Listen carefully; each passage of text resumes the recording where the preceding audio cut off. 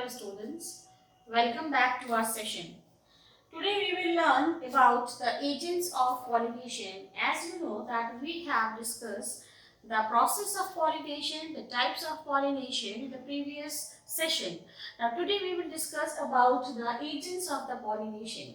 Pollination process requires some agents because we know that the male gametes and the female gametes, both in the case of flowers, they are non-motile, and for fertilization the male gametes have to reach to the female stigma.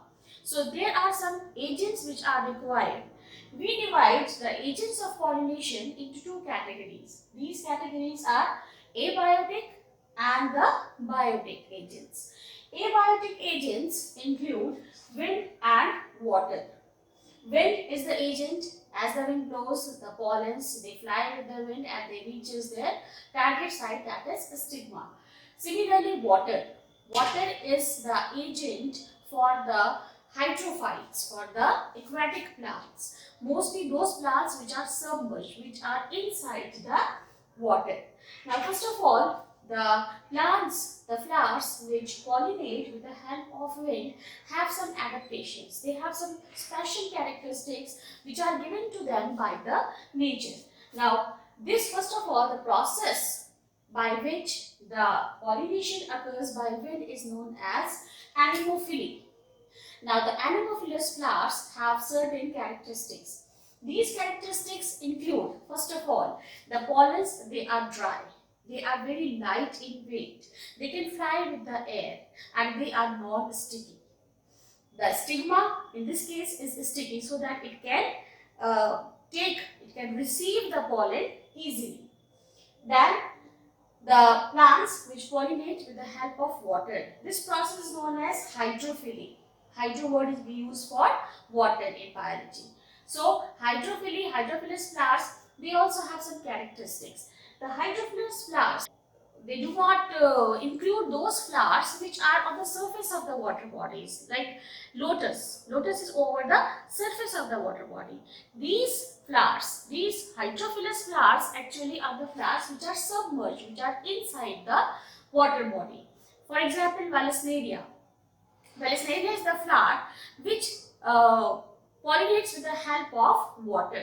Actually, what happens, the stamens, they are released from the flower and they come over the surface of the water body. The female stigma, they have long coiled tubular structures with the help of which they come over the surface of the water body. And with the help of the current of the water, the fertilization occurs. Now, these flowers, these pollen grains and these stigma again have particular characteristics. First of all, the flowers which pollinate with the help of water, they are not very much colored, they are not very much bright. They are usually, their pollens are small, the flowers are small. And with the help of water current, they reaches their target site, that is stigma. The stigma, the pollens here actually are covered with a mucilaginous layer, so that they could not be spoiled by wetting because they are always inside the water. Now we come to the biotic factors, the biotic agents which help in the pollination process. Biotic agents are they are the animals, and there are different categories of the animals which come under this category.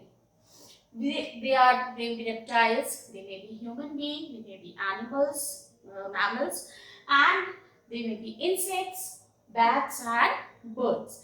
Here especially the animals, the category of the animals which help in pollination are insects. These insects may be butterflies, they may be wasps, they may be bees, and there may be other insects. Now, this process, the pollination which occurs with the help of insects, is known as entomophily. And the entomophilous flowers, they also have particular characteristics. These characteristics are, first of all, the flowers which pollinate with the insects, they are very brightly colored. Their petals are very bright so that they can attract the insects. Then, they are full of nectar. They have fragrance. All these things are just to attract the insects towards themselves. And whenever the bees, the wasps, the butterflies, they land over those flowers to suck the nectar, they attract towards the colors, they attract towards the pollens. They carry the pollens along with them and they pollinate the flower. Then similarly the birds. Birds are again the nature group of animals which help in pollination, and this process is known as ornithophily.